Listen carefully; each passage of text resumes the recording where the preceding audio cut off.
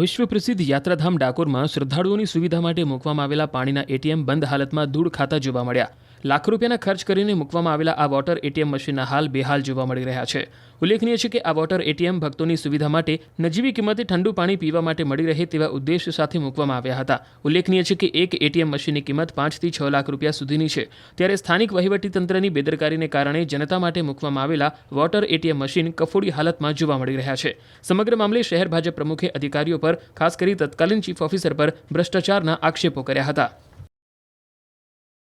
આશરે 30 લાખના ખર્ચે અહીંયા ગાડી ડાકોરમાં વોટર એટીએમ મૂકવામાં આવ્યા હતા। જ્યારથી મૂકવામાં આવ્યા હતા ત્યારથી જ આ એટીએમ બંધ છે અને અગાઉના જે ચીફ ઓફિસર હતા એમનો દ્વારા ઘણો મોટો ભ્રષ્ટાચાર કરવામાં આવ્યો છે અને મેં પહેલાં કીધેલું અને તે વખતે મેં મારા ફેસબુક ઉપર લાઈવ ઉપર જ તરત કરવામાં આવ્યું હતું કે ભાઈ આ જે કંઈ વોટર એટીએમ મૂક્યા છે એ પ્રજાને, યાત્રિકોને જે 1 રૂપિયાના 1 લીટર પાણી જે પીવાનું મળવું જોઈએ એ મળતા નથી। આ સરકારનો નાણાંનો ખોટો દુર્વ્યવહાર ચીફ ઓફિસર દ્વારા, અગાઉના ચીફ ઓફિસર દ્વારા કરવામાં આવેલો। અત્યારે બંધ હાલતમાં જ છે, પણ અત્યારે એજન્સીને તાત્કાલિક પાછી બોલાવવી જોઈએ અને અત્યારના ચીફ ઓફિસરને હું વિનંતી કરું છું કે અત્યારે તાત્કાલિક અસરથી ત્યાં ગાડી પાણી પહોંચે અને એ અત્યારે જે વોટર એટીએમ છે એ ચાલુ થાય તે લાખો યાત્રાળુઓને આનો લાભ મળી શકે।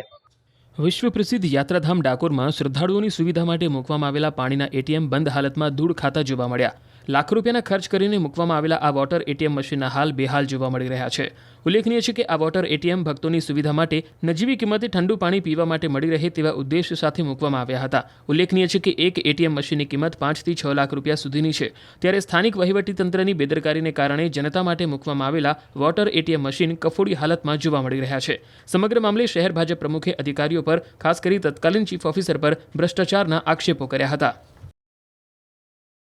આશરે 30 લાખના ખર્ચે અહીંયા ગાડી ડાકોરમાં વોટર એટીએમ મૂકવામાં આવ્યા હતા। જ્યારથી મૂકવામાં આવ્યા હતા ત્યારથી જ આ એટીએમ બંધ છે અને અગાઉના જે ચીફ ઓફિસર હતા એમનો દ્વારા ઘણો મોટો ભ્રષ્ટાચાર કરવામાં આવ્યો છે અને મેં પહેલાં કીધેલું અને તે વખતે મેં મારા ફેસબુક ઉપર લાઈવ ઉપર જ તરત કરવામાં આવ્યું હતું કે ભાઈ આ જે કંઈ વોટર એટીએમ મૂક્યા છે એ પ્રજાને, યાત્રિકોને જે 1 રૂપિયાના 1 લીટર પાણી જે પીવાનું મળવું જોઈએ એ મળતા નથી। આ સરકારનો નાણાંનો ખોટો દુર્વ્યવહાર ચીફ ઓફિસર દ્વારા, અગાઉના ચીફ ઓફિસર દ્વારા કરવામાં આવેલો। અત્યારે બંધ હાલતમાં જ છે, પણ અત્યારે એજન્સીને તાત્કાલિક પાછી બોલાવવી જોઈએ અને અત્યારના ચીફ ઓફિસરને હું વિનંતી કરું છું કે અત્યારે તાત્કાલિક અસરથી ત્યાં ગાડી પાણી પહોંચે અને એ અત્યારે જે વોટર એટીએમ છે એ ચાલુ થાય તે લાખો યાત્રાળુઓને આનો લાભ મળી શકે।